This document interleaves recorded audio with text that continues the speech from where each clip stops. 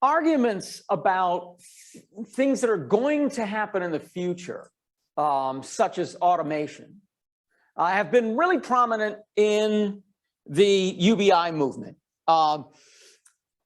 in the last 5 or 10 years or so.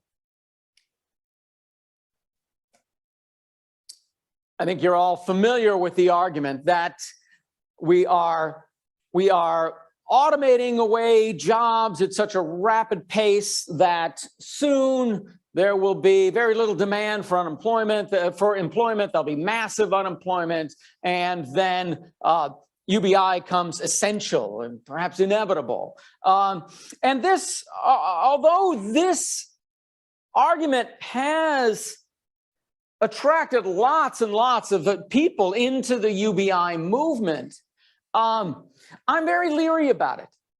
I think it is the wrong way to talk about automation and UBI, to base an argument on a UBI about something that is supposed to happen in the future, to prevent what's going to happen in the future, to deal with this thing that is going to happen in the future. I'm going to argue here that the case for UBI, even the case based on automation, needs to be based on the past injustice and the present situation. What's wrong with this future-based argument is several things. One is that it sounds crazy. It's not crazy, but it sounds crazy. We have had tens of thousands of years of technical innovation, and technical innovation has always meant more jobs in the long run for more people. At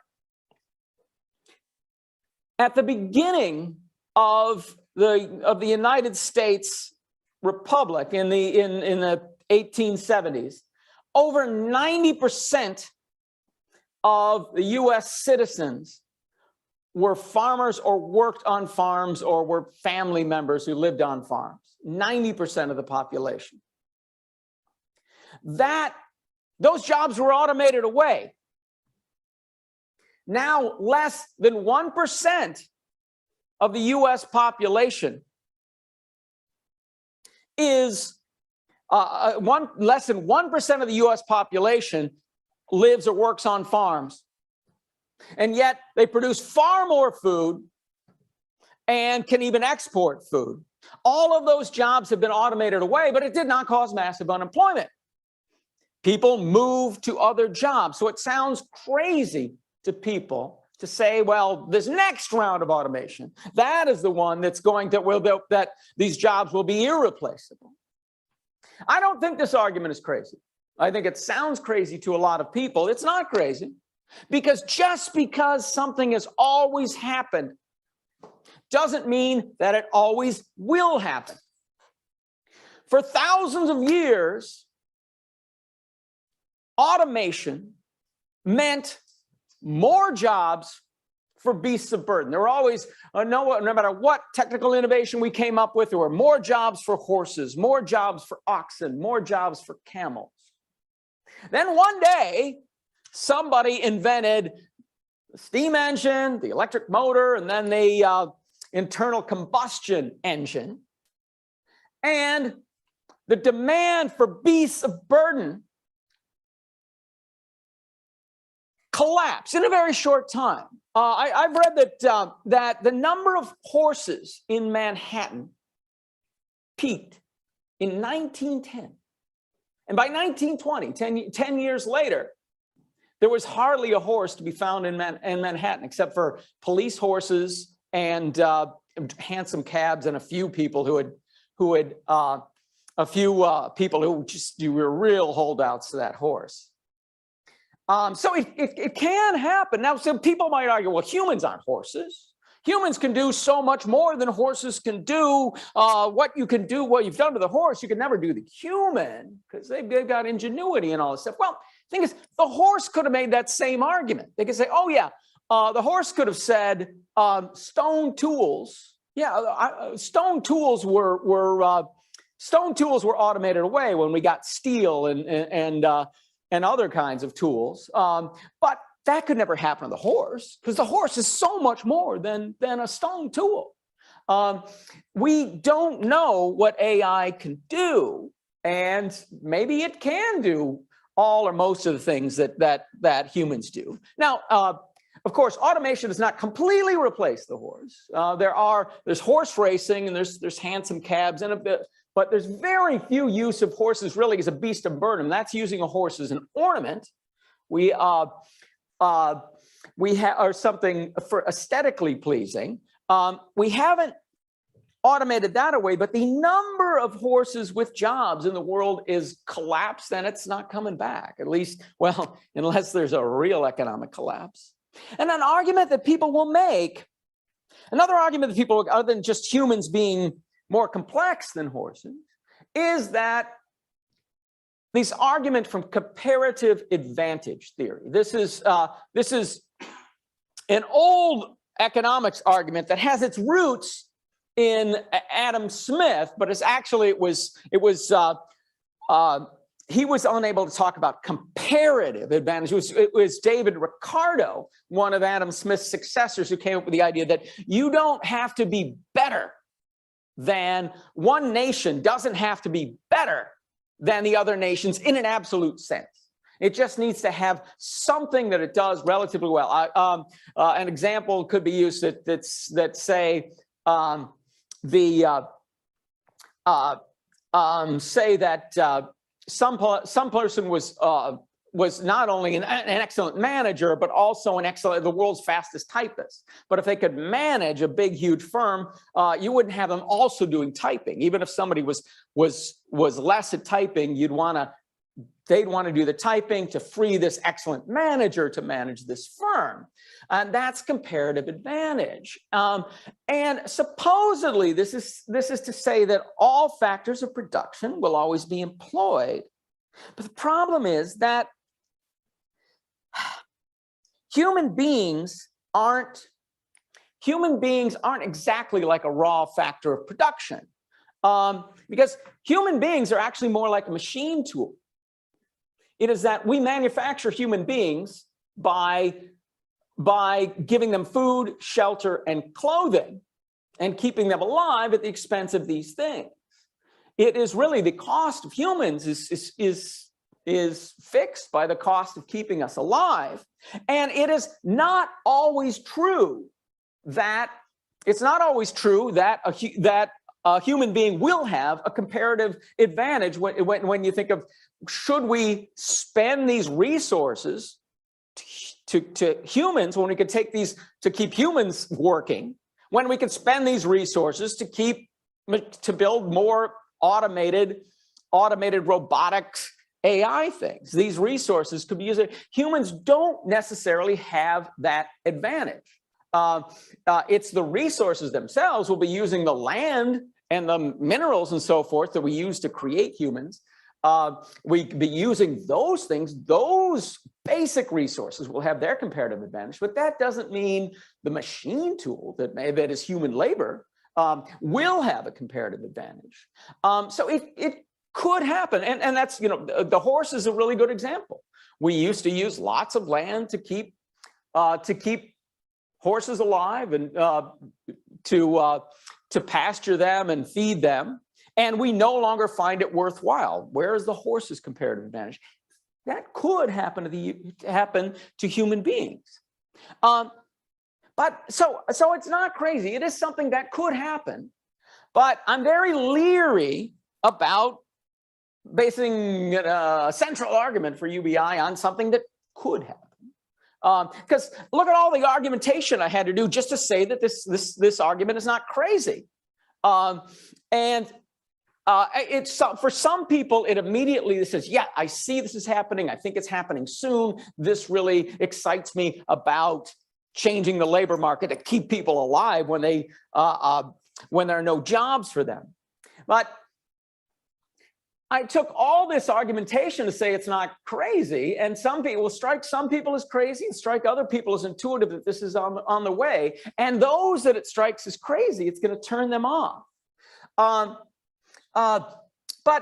all of this argument to say it only says that it's not crazy. It does not, the argument I've given you does not prove that it's happening now. and it doesn't prove that it will happen.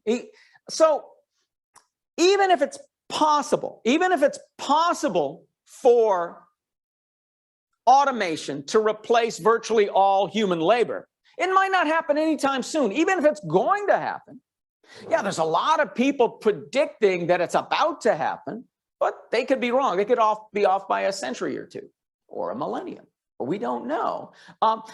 It might not happen so soon, as might is not enough to give an argument for UBI right now. Also, basing your argument on this risks discrediting the movement. Imagine you had in 1800, you had correctly predicted the future automation of farm labor in the United States, and you predicted that we go down from 90% to 1% farmers. You might not have envisioned that we were also going to invent all kinds of other things that would give people new jobs. You might have predicted back then that when farm labor is automated away, there will be no jobs, and you would have been wrong. And we don't know that the new round is going to create more. It was going to create more jobs, less jobs in the long run. We don't know. And a lot of people in the past have made this claim mistakenly. Famously, John Maynard Keynes, the greatest economist of the 20th century in the 1920s, gave a series of lectures called The Economic Possibilities of Our Grandchildren, where he argued that if you look at the pace that economic growth is happening in a generation or two, we're only going to have to work a few hours a week in order to produce everything we need. But still today, we're making the working class and the middle class work 40, 50 hours a week, including, well, it varies by country, but including commuting time. It can be very long in a lot of places. And then a lot of people, I think, who are making this automation argument now during this, what I call the third wave of support that UBI is having for the last 10 years or so. A lot of people who are making that argument are unaware that automation was a serious driver of the second wave of support for guaranteed income that happened in the 1960s and 1970s, led by Robert Theobald and some other futurists who were saying, look, we've got these computers. These computers are going to replace human labor, and we've got to do something about this now. We need to introduce some form of guaranteed income, such as a basic income. Well, that was in the 1960s, and they're actually the level, the labor force participation in the United States 60 years later is actually higher now than it was then. So even if they were right in the long run, they were really wrong in the short run. And it kind of looks bad. We're given the same argument that we were 60 years ago that this is about to happen. It appears weak, even if this time we're right. And also, even if it is true, even if it is true that automation will eventually replace human labor, and even if it is true that it's going to happen actually pretty quick, which might happen, I don't know, it still gives ammunition to the opposition to UBI, because they can say, okay, well, someday we'll need UBI. Someday when all this automation happens, we're going to need UBI. All right, when your crazy automation story comes true, then we can try your crazy new policy. Until then, let's not do anything. We don't need it now. We still have jobs. And the problem is, the only real proof that it is happening is when it does happen. There's really no way to prove what is going to happen next in the future. The future is inherently unpredictable. We'll know it when we see it, but who knows when that will be. But to say all this doesn't mean that I think that automation should be absent from the UBI debate. But the way to make, I think, a stronger argument, I don't know if it's rhetorically more powerful, but logically stronger, is to connect automation and economic growth that accompanies it, and happens for many reasons, to the past and to the present. We need past and present-based arguments to change the future, not future best how the future is going to change, and so we're going to adapt to it before it gets there, but based on what has happened so far. And automation has a big role in that, because even if it's true that automation produces more output for everyone, that doesn't mean that is good for everyone. There's more a total automation because of automation and other forms of economic growth, or other sources of economic growth. We produce more goods, so theoretically everyone could have more. But people often make the jump saying if there's more for everyone, then everyone must have more, and that's very often not true. That's called the fallacy of composition, saying what's true for the average person is true for every person. It's not true. And as a matter of fact, automation disrupts people's lives in ways that often that generation of people, the people whose lives were disrupted, never recover. It is cruel. The way we handle it is cruel. You've built up your skills. You are a textile weaver in the early 1800s in Britain when that was automated. You joined the Luddite movement, not because you were against technology, because you were against a system that said, sorry, you built these skills up your whole life. Now you've got to go to the city and see if somebody will hire you as a domestic servant or something like that for room and board. And that's, you go down to the bottom. Maybe your children recover, maybe your grandchildren recover. Somebody gets a share of that new created wealth when we have to use fewer inputs to get a given amount of output, but it's not necessarily you. That puts workers and families through enormous trauma when you put them down to the lowest end of the labor market. When you look at how low the living standards are at the bottom end of our labor markets. The Luddites were not against technology. They were against the loss of their livelihood, and if you could find some way to let them keep their livelihood with new technology, they'd been all for it. On automation, now another present-based argument is that automation, whatever else it is doing, it is disrupting the labor market at an increasing pace right now. Many jobs are being replaced by technology. Even if new jobs are coming along, the number of people who go through this cruel, traumatic drop in, you told me, go to school, learn this trade, do this, build up a career, and then it's gone. And then you take all that away. And I did everything right, now I'm at the bottom again. The number of people going through that has been increasing. But another past-based argument is that most of us have shared in the burdens of creating the economic growth that we've had over recent decades. But most of us have not shared the benefits that have accrued over the last few years.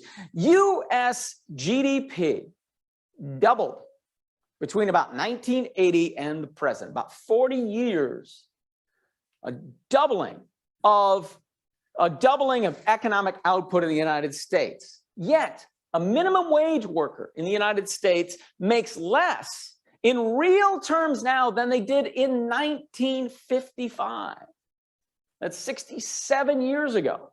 And at that time, going back even that far, our economy had less than 1/3 the productive capacity that it does now. And the story in Europe is really not very much different. Most of the gains that have come from the last 40, 50, 60 years of automation and economic growth have gone to the top 1 or 2% of people. And the rest of us are about where our families were on average 40, 50 years ago. Some of us, the people at the lowest end, are very often lower as we've gutted social programs and so forth. Yet we're all, not only have we worked to help produce this economic growth, we and our parents and grandparents have all worked to help produce these things, but also we are bearing the enormous environmental cost that we've had that accompanying all of this economic growth. Imagine if our incomes and our available options had kept pace with economic growth. Say, compared to somebody in the late 1940s when economic output was about 1/4 of it is now. So we could all be working 1/4 of what we were in the 1940s and consuming the same.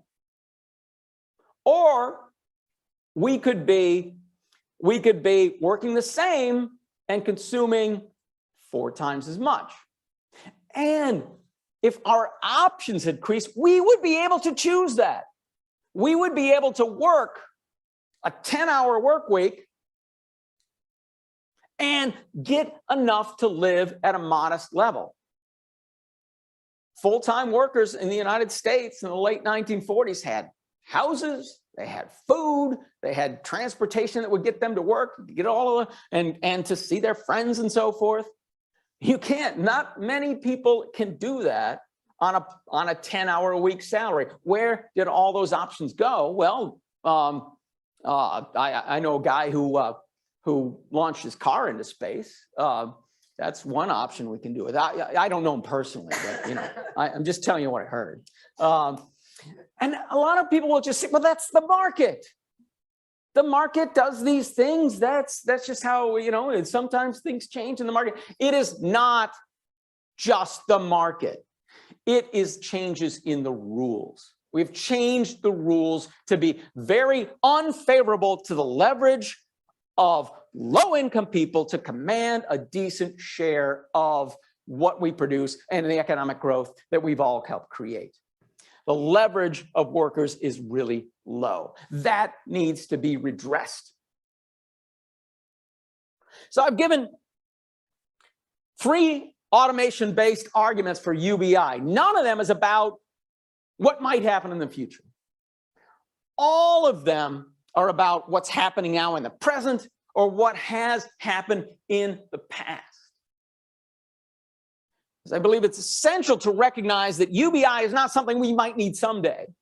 UBI is long overdue, perhaps hundreds of years overdue, since we enclosed the commons and we had a colonial movement that took access to natural resources from almost everyone around the world and made them wage laborers to the people who own the resources, the capital that we make out of resources. It is long overdue. We need it now. We need UBI to protect the 99% of people from the disruptions caused by automation, whether or not that automation is going to eventually lead to a big decline in jobs or not. We need it to counteract the imbalance of power that automation and rules changes have created. And we need it to help just about everybody get their share of the benefits of automation. And we need it to be part of a plan to restore the environmental damage that we've been doing to the earth that sustains us. Thank you very much.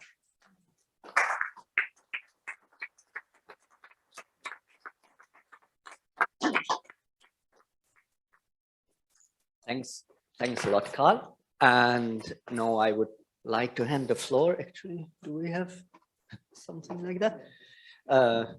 to Mr. Pexter for first comments. And while he does it, I encourage, of course, everybody in this room, in our Zoom meeting, and also those people who follow us on the stream, also to ask questions in the chat, in the comments, and yes. So first of all, thank you very much, Professor, for a very passionate presentation. I really appreciate it. And I mean, like talking as a chairperson of the European Pirate Party, I mean, like I really appreciate this discussion about like UBI, because this is a topic which brought our attention for quite some years. We spent a lot of time discussing that, and we do really enjoy it. So of course, I mean, like it's not an easy topic, and I understand, or I do know that there are a lot of arguments in favor and also against. I mean, like I do prefer to talk more like optimistically. So I would maybe a little bit go in the direction. Let's talk about how to do that, and let's talk about the problems rather than repeating all the arguments in favor, because that would be probably a waste of your time. So maybe just like two big topics which arouse in my mind, and I think should be like important in this context. I mean, first of all, regarding the automation. I mean, like we have no such a thing like a universal AI. I mean, like there is no such thing like a commandant data from the Star Trek to actually to be something like an independent person that would be really able to not only just to solve working tasks, but or really like to be able to do abstract thinking about all sorts of human activities. I mean, like we have tools, for example, to make you older. I mean, like you can see that on Instagram photo filters, like that's the AI. We have maybe tools to actually search, like search engines, and what the Google does, like searching hyperlinks. Maybe we could have something like automated cars, something like a car that is driving. However, we have no like universal agent that would completely like replace the man. I mean, like when the cars get broken or has an accident, there is it can't resolve the situation to talk to the police officer and to explain what happened, and then talk to the insurance company to apply for remuneration and so on. So I mean, like we are far from that, and that means that we are still like having like more simplified things. I mean, like the AI we currently have is not really like smarter than very stupid animal. I mean, nothing against the insects, but I mean, like it's as stupid as any insect. So my question would be, I mean, like, don't we actually need the people still working in those, let's say, positions when they are no more like doing the actual job, but being something like a, I would say, shepherd or like a director or commander for the bots or robots we are actually creating? I mean, like, I think that we are currently, at least when speaking about this period of time, we are very much in this phase. That will be one of the questions regarding the automation, and maybe a second one, which would be even more political. What we do see when it comes to the automation, it's very much the question of data. I mean, like, do you know the artificial intelligence, in order to be trained and deploy, it is very much reliant on like having a huge data sets, which work to be trained. I mean, like, do you want a face recognition software? Then you need a lot of faces to actually like be based for this automation. So what's the problem? I mean, the problem is that only like the biggest companies or maybe the states, they have the access to the data sets, which at the end of the day results into the situation that the artificial intelligence or the automation is quite like concentrated industry. Should I talk about like who are the major players? You effectively find like 4 big major players in the US and maybe 3 big major players in China. That's more or less everything. I mean, like, then there are some small companies, startups and so on, but it's not really like the field is quite like dominated by the big players. So my question is, when we are actually talking about the automation, it very much kind of like concentrates the power in the hands of like few companies, and also it concentrates it geographically to some like particular states in this world. So my question would be, when we are talking about like this replacement, don't we actually need something to actually equilibrate this sort of like imbalance which appears already in the, let's say, international order and becomes more and more important? I mean, it's not completely contradicting, but I would love to see or hear your thoughts on that. Okay. Well, a few things in response to that is that, yes, today we still need labor. We need people to do lots and lots of things today. But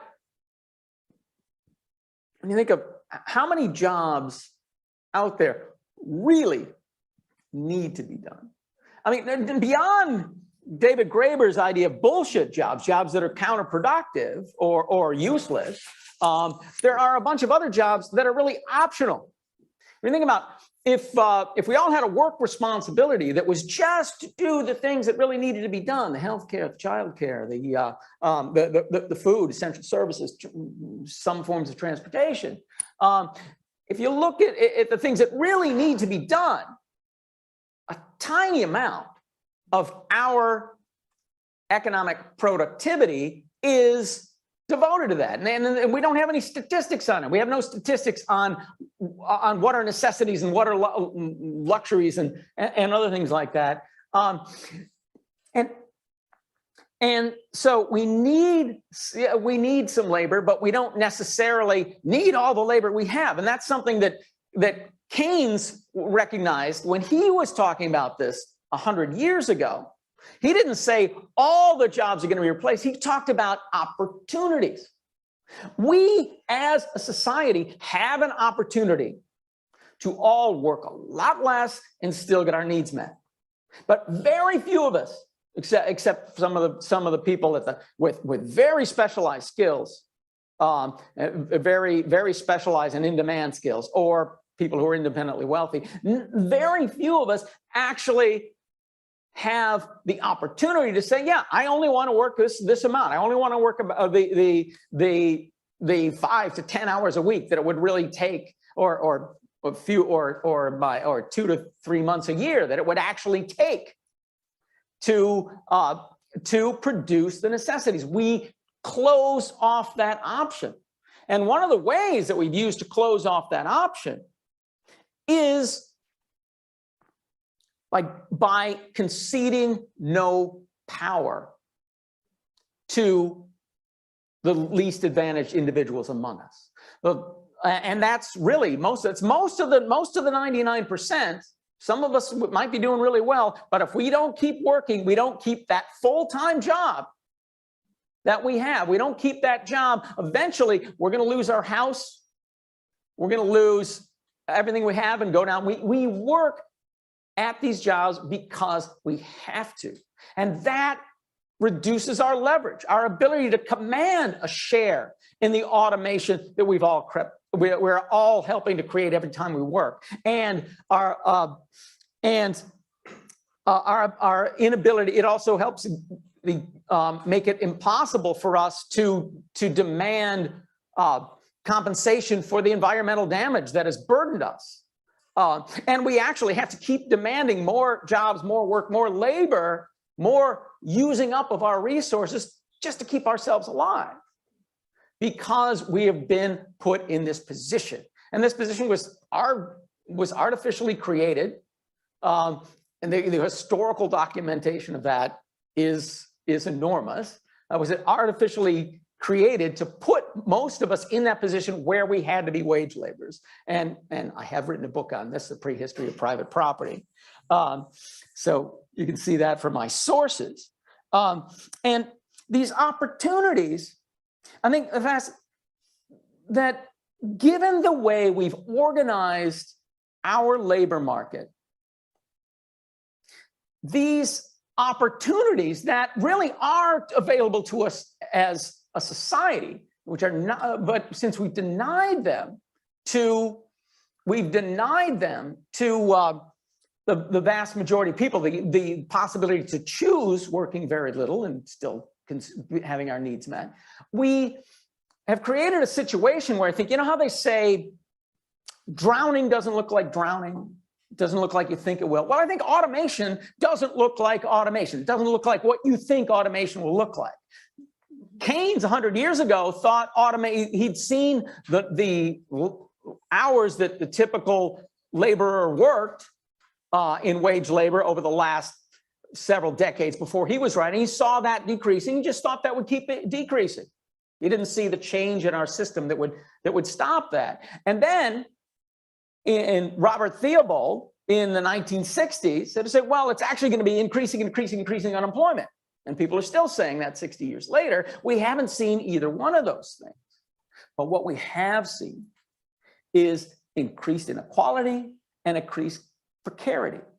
And I think that's actually what you should expect. If people's jobs are being automated away, but the only way to keep themselves alive and meet the conditions of a welfare system that will only support them if they can prove if they can get a job or prove that they're unable to work. In that system, people will continually bid down the wages for the worst jobs. They'll eventually find the job, but they're creating these low-level employment opportunities that keep on working at these jobs that don't necessarily need to be done. That and the jobs are increasingly precarious. This job might go out, that job might go out, this other one. You start to build up here. You got your new Uber job, and then suddenly that's gone for either they've lowered the pay or they've replaced you with a self-driving car or something. But we get these sort of precarity from our automation when we're looking for an increase in unemployment, when we should actually be looking for an increase in inequality, and that we have witnessed over the last 50 years.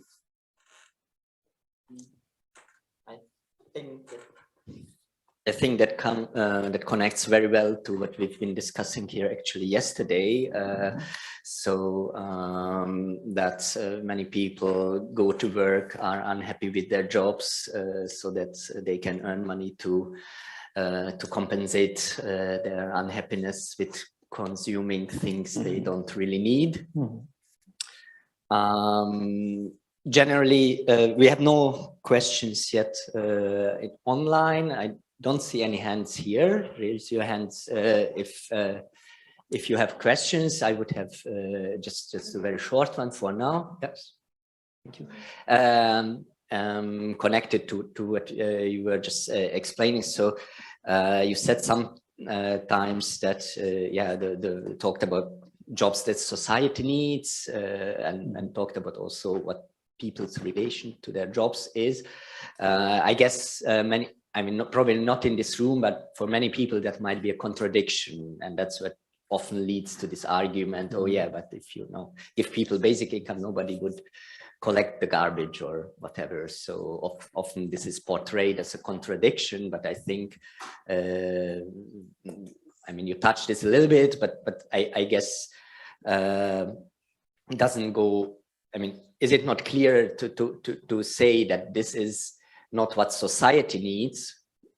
So the situation we have now where people are forced to do jobs they don't necessarily like, or more time than they would like to, that's not what society needs. That's basically part of a kind of class warfare top down. That's a very small part of society that needs this system.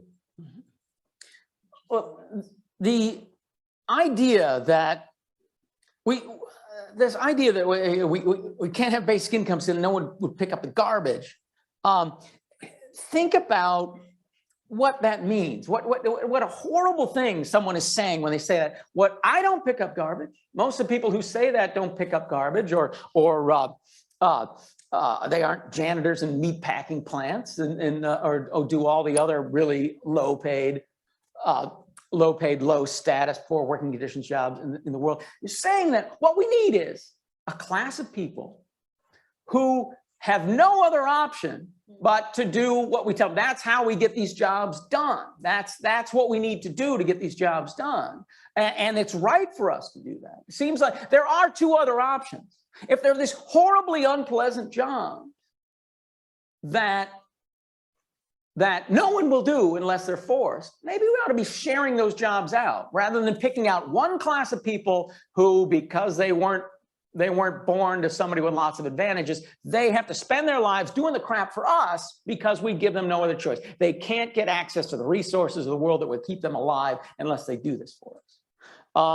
That is a horrible way to treat some group of people in your society. We could share them out. We could all do a share of these jobs. Or we could rely on really one of the oldest principles in the market economy.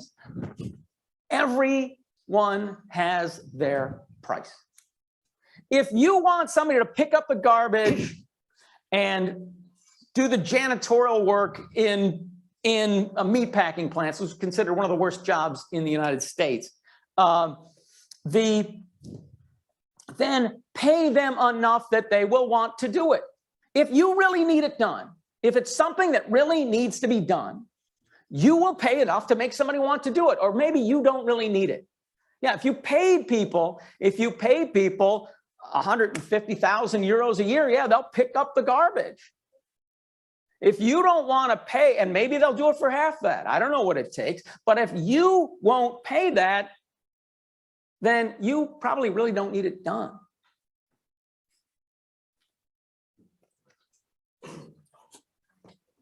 Thank you. Yeah, we have a lot of questions from men here. We have one question from also online. So far, many men been talking. Is that the show of hand, Jitka? Or? Sorry? Do you have a question? Or? Yeah, I would like to. Yeah. Yeah. So I would prefer to give the floor to women first, because we have many men talking here so far. Thank you. Is it working? Yeah, fine. I love this argument about garbage. Really, because like what we are doing now in this economical system is that we actually, produce a lot of garbage. We have this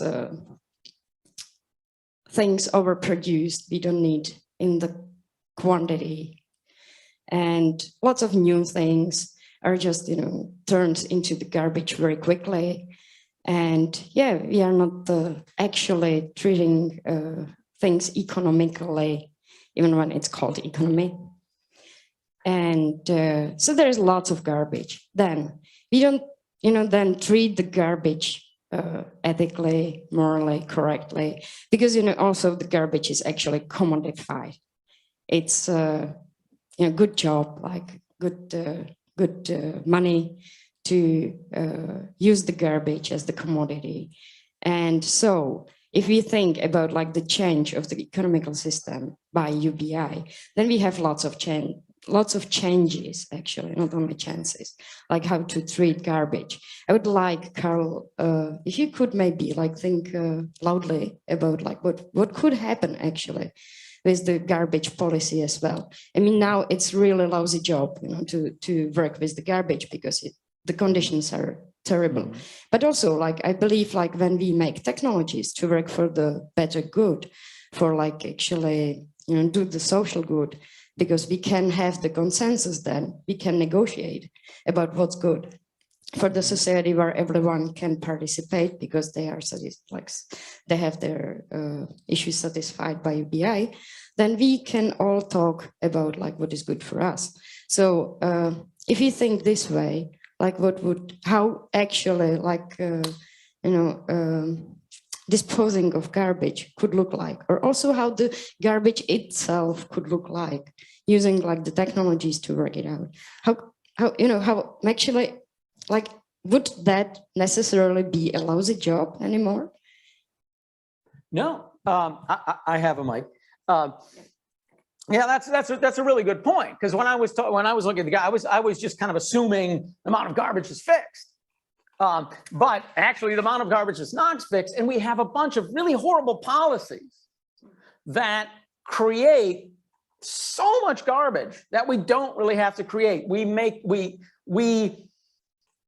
do not make the people who produce plastics pay the environmental cost of plastics. All these disposable items that didn't exist in the middle of the 20th century, that we produce, and we just all gotten used to. You use it once, you throw it out. It is in a landfill for the next 100,000 years, whatever it takes for this type of plastic to photodegrade. The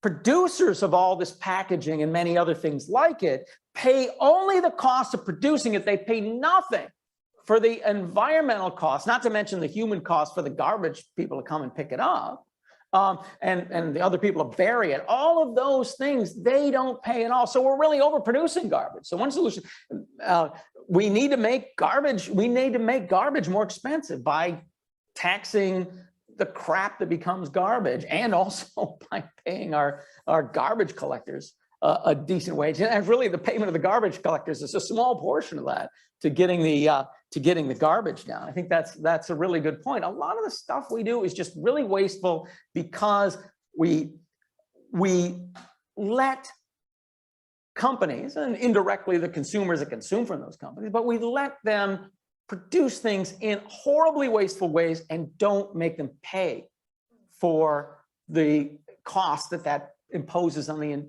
entire human species, and well, all the other species. We have a question. I didn't expect this morning to hear Karl doing trash talk or meeting, but it's very interesting. And we have a question from the online audience on this, from a gentleman who already tried to ask a question yesterday and was not heard. So it connects very well, I think, to what you just said. So the question is, how do you reflect the productivist myth? Is UBI a solution for increasing automatization or part of an anti-productivist policy for you? Well, UBI, it's just a policy. It can be different things to different people. It can be different things in different contexts.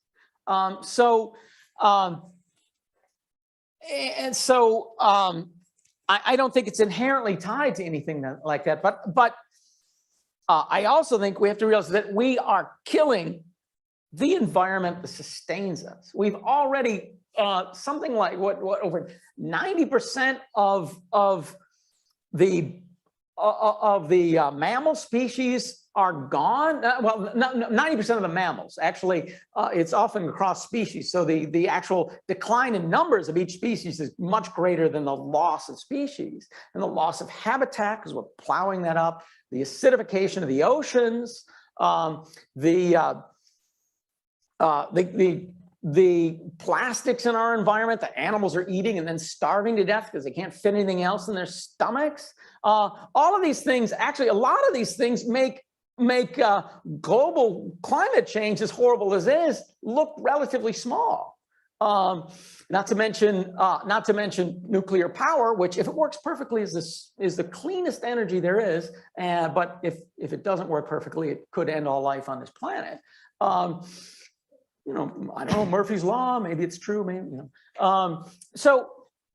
We've got to change this stuff, whether that means we all got to consume less or we all got to consume smarter. I don't know. If we could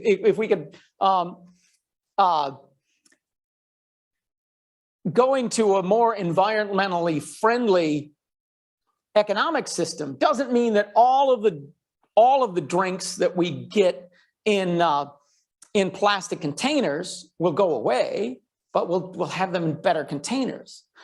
Things that can be such as ceramics and glass, things that you take from the land and you can put back into the land in an equally usable form, unlike plastic where you put it into a form that's really harmful to everything. Thank you. So we have some more questions. I don't think I fully answered that person's question. I guess I should answer. Is that, but I don't see. I guess I would say I don't see. A lot of people will say, well, basic income will make us less consumerist because it lets us live without working and going on this treadmill of work, consume, work, consume. Well, it creates that opportunity, but it also creates opportunity for people at the low end of the income spectrum, which could be 40, 50, 60% of the people in a well-structured UBI. increases their opportunity to consume if they do everything else the same. And so I don't see basic income itself as something that's necessarily going to reduce our consumption of harmful stuff, but I do see it as being part of a strategy where what we need, I think, is taxes and fees on environmental harmful activity. And you take that money out of the economy there, but you put it back in the form of basic income. And then what you're doing when you do that is you're making everything that's environmentally damaging more expensive, relatively speaking. And then you're making everything that is environmentally friendly less expensive. So you're getting a shift in consumption without necessarily a decline or a drag on the macroeconomic labor market. But the prime driver, the environmental driver in that story I just told is from the taxes, not from the UBI. The UBI just merely keeps that from being an enormous drag on the economy. Thank you. Yes. Just before the next question, I would like to say that we have also about 15 participants in Zoom room, but they have all turned off the cameras.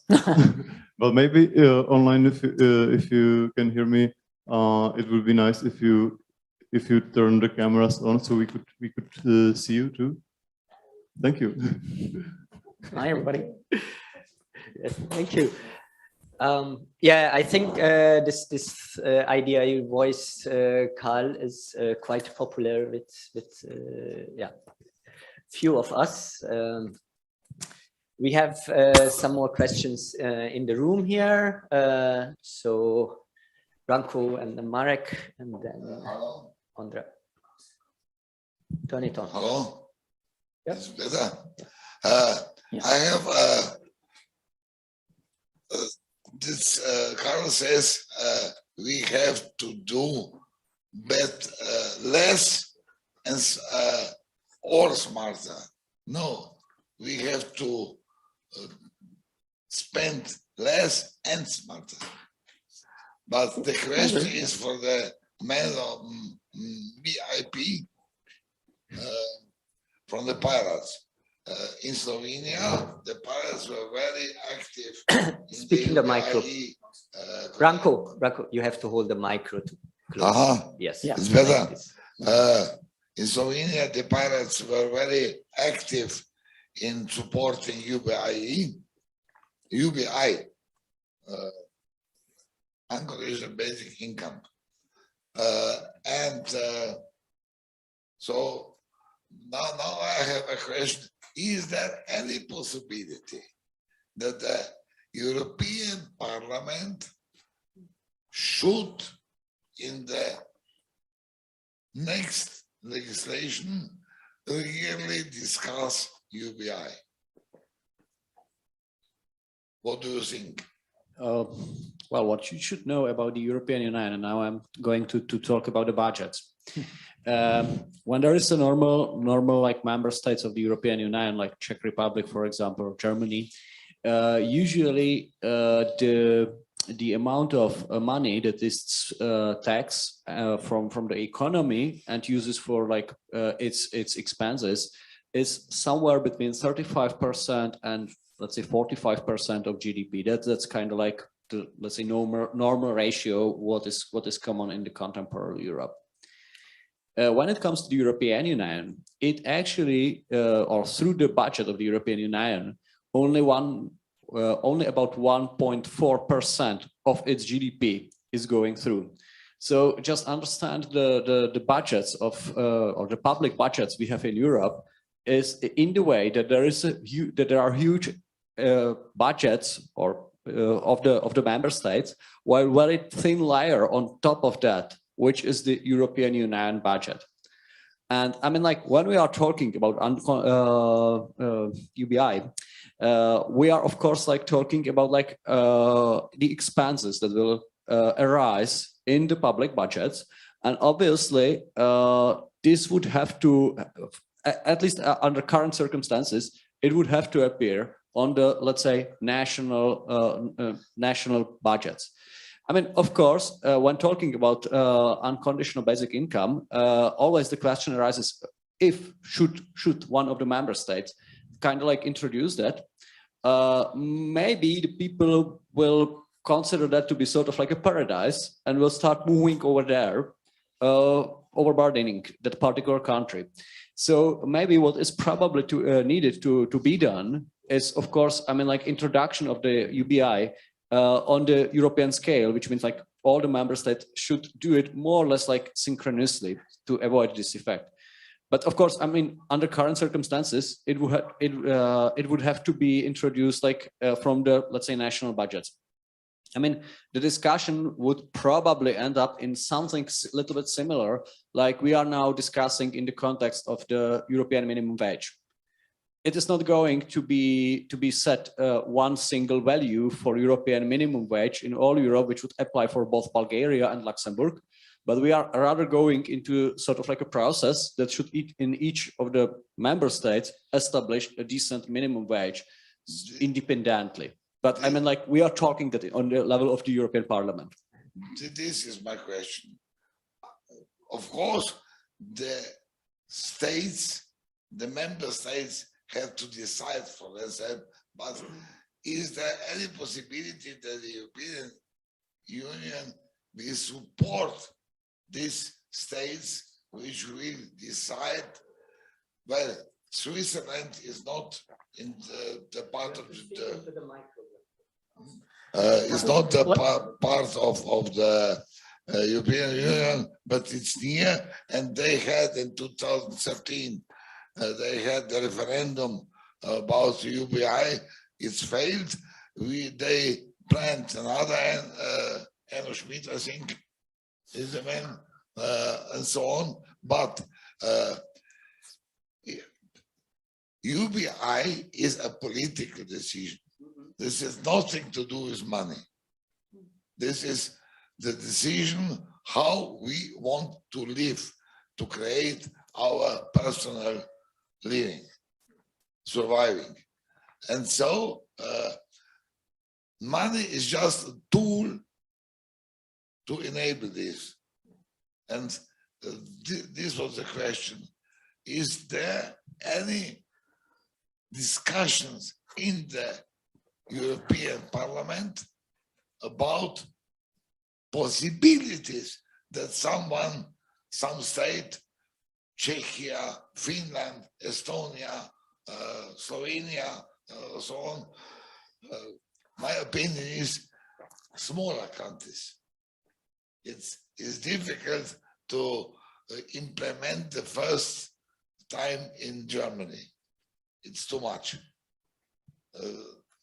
Sorry, then I misunderstood the original question.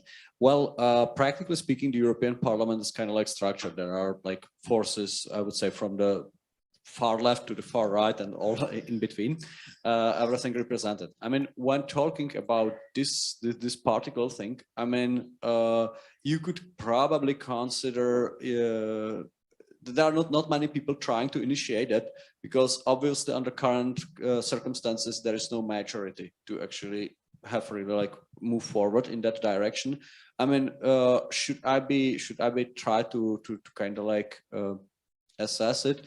I think there is a good chance that we would get some support from, let's say, the groups which are currently called the left, maybe the Greens, maybe the Social Democrats. But this is not even like the majority.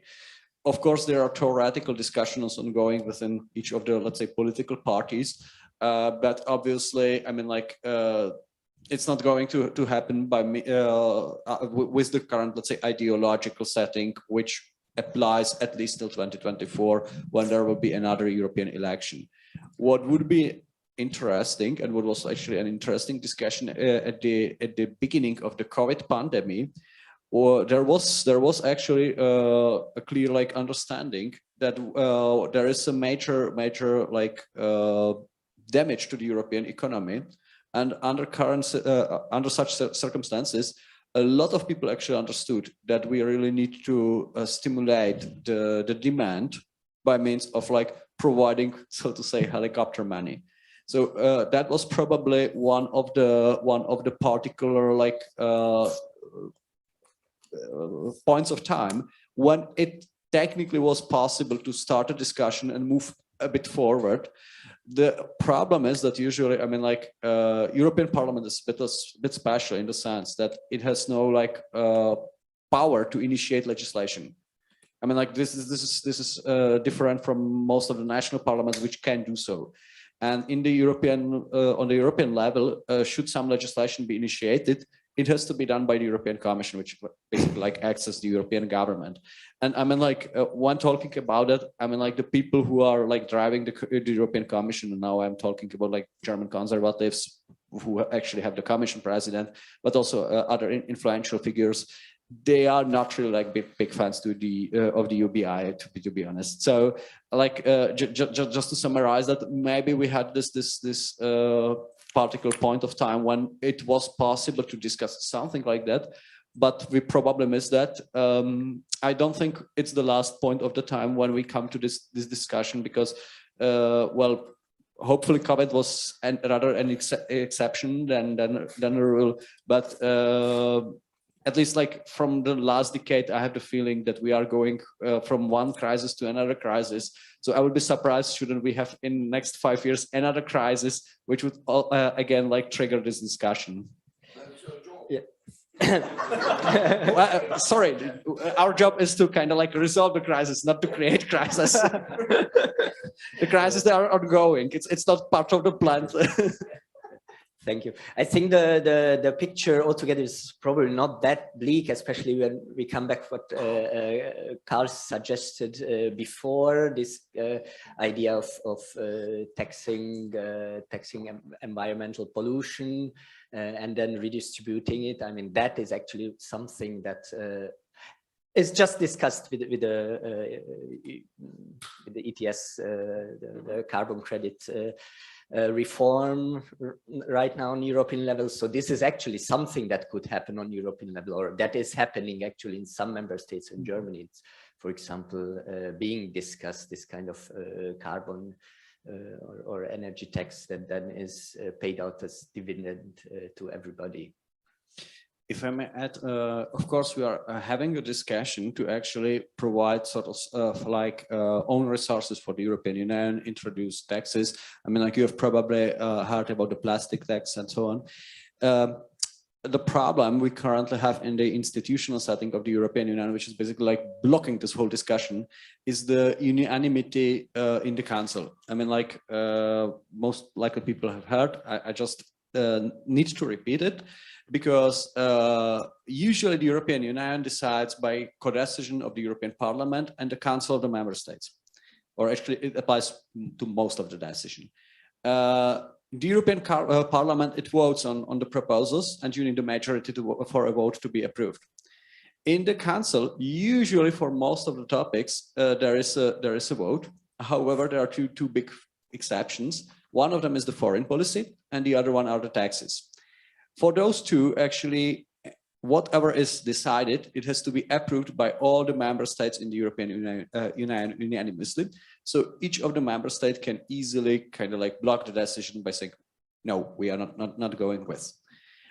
Which in practice makes the whole discussion regarding the tax reform super complicated, because yeah, let's be politically incorrect. There are tax havens within the EU, and I'm not saying anything against Cyprus, Ireland, and Luxembourg. But yes, I'm talking about you, Cyprus, Ireland, and Luxembourg. And we need to resolve this issue, because I mean, like just blocking all the others when they are willing to move forward, it's not really a fair solution.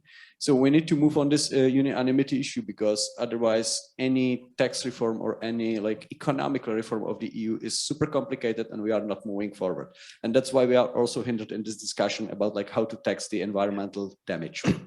While we are moving a little bit away from our original topic, I'm very grateful to you to explain why we will later in the General Assembly make the proposal of having a very close eye on the upcoming, hopefully upcoming treaty change process that the European Parliament has now initiated based on the outcome of the Conference on the Future of Europe, which where one of the demands is actually, for example, changing this unanimity requirement. So while the stretch might be not so easy for everybody to understand why this is important for UBI campaigners to look closely.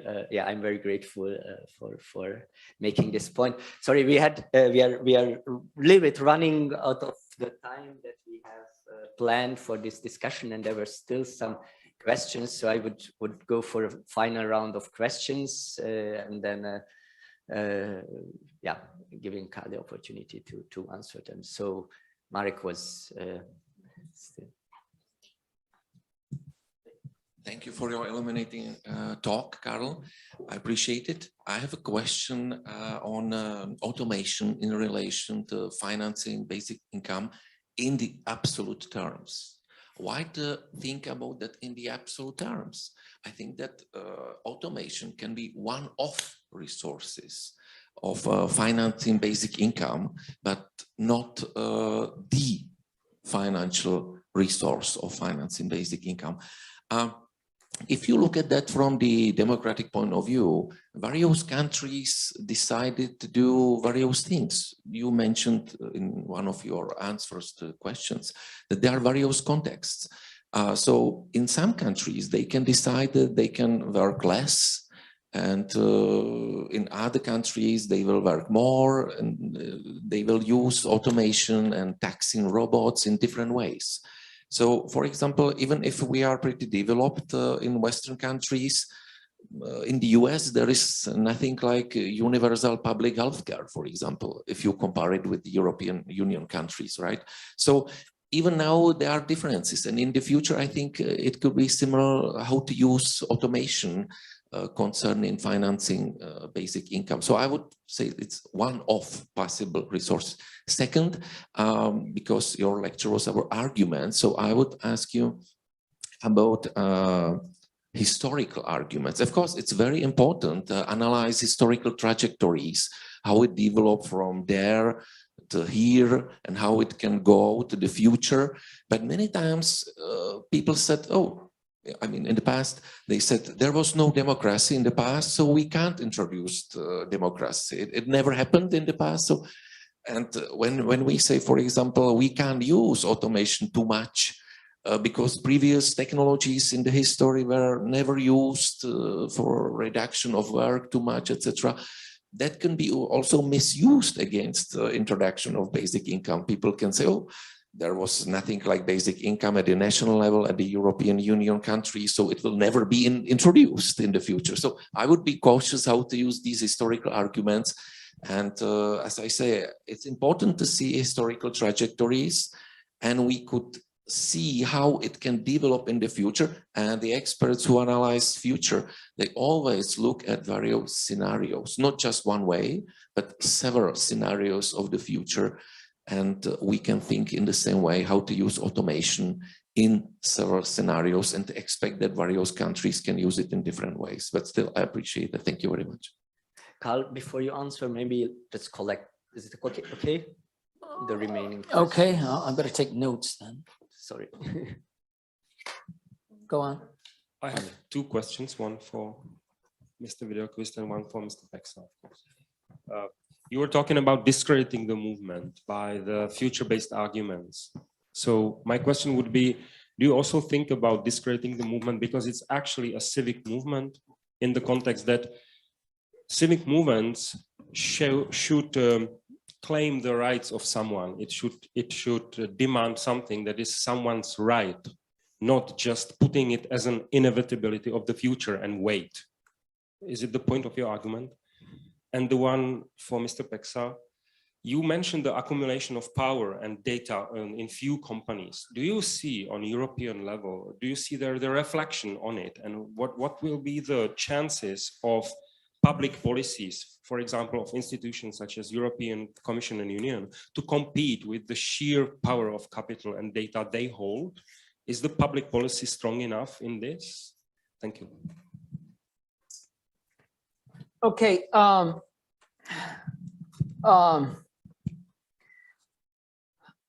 I see from your question, Merrick, I see I haven't made myself well understood. You said something about that I suggested taxing automation to finance UBI. I said nothing of the kind. I didn't say in my talk anything about how to finance UBI. There's plenty of wealth out there in a lot of ways you can tax it. You can have a wealth tax, a rent tax, a resource tax, income tax, VAT. There's all kinds of ways you can get it at the wealth that's out there. I didn't really get into that issue at all.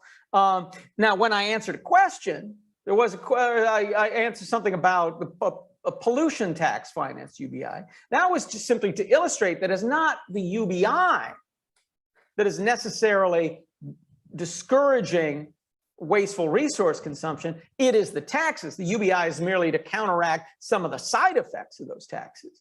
So that's as close as I got to really talking about financing. So no, I'm not saying we should tax the automation. And I think that's a bad way, because when you tax something, you discourage something. You should be taxing things you want to discourage, such as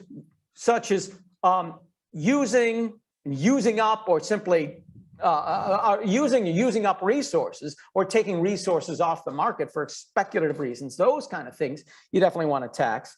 But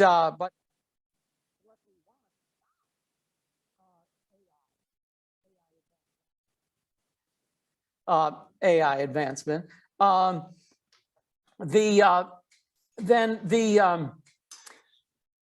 other.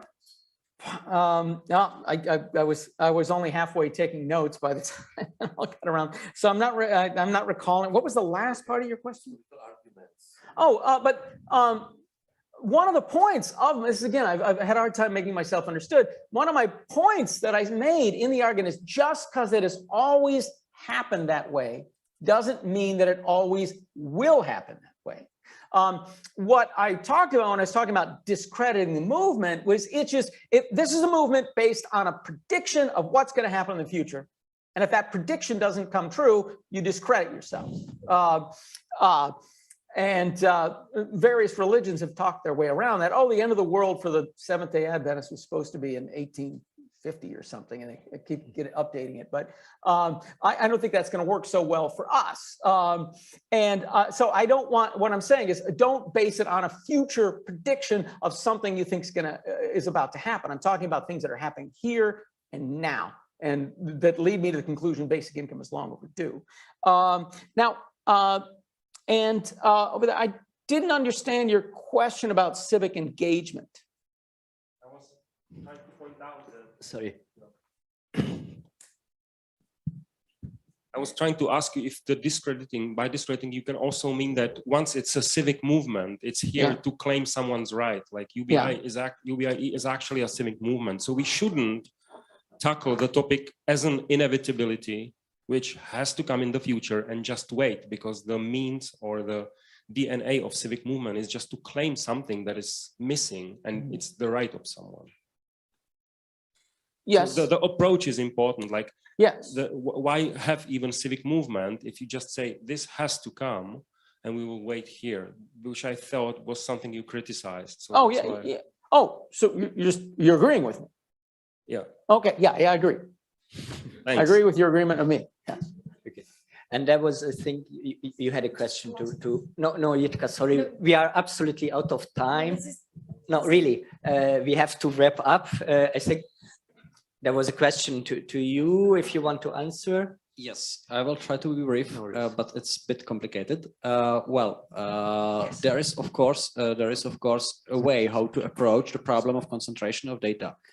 You should promote two principles, or actually there are two approaches. One of them is that one that is being used by the European Union, or like the mainstream of the European Union, and that's simply attempt to regulate the existing monopolies we have. I mean, that's why the so-called Digital Services Act was created. These are basically like rules for Google, Facebook, and those big platforms, how they should behave so that everything is fine.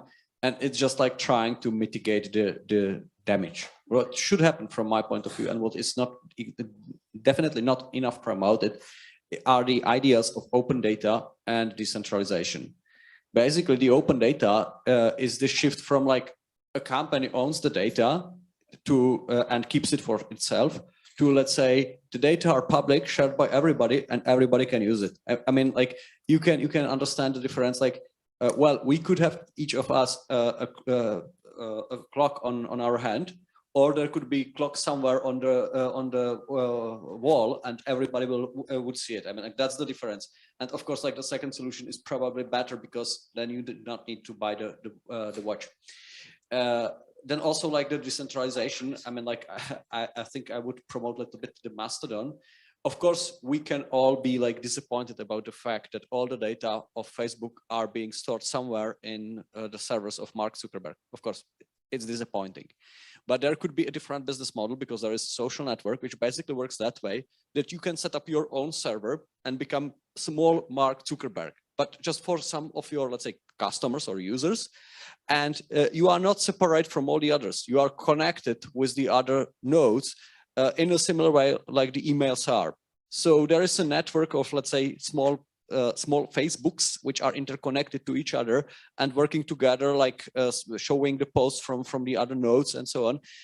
So the system itself is decentralized, and you have much bigger control over the data than you had previously, when everything was under the control of the big multinational.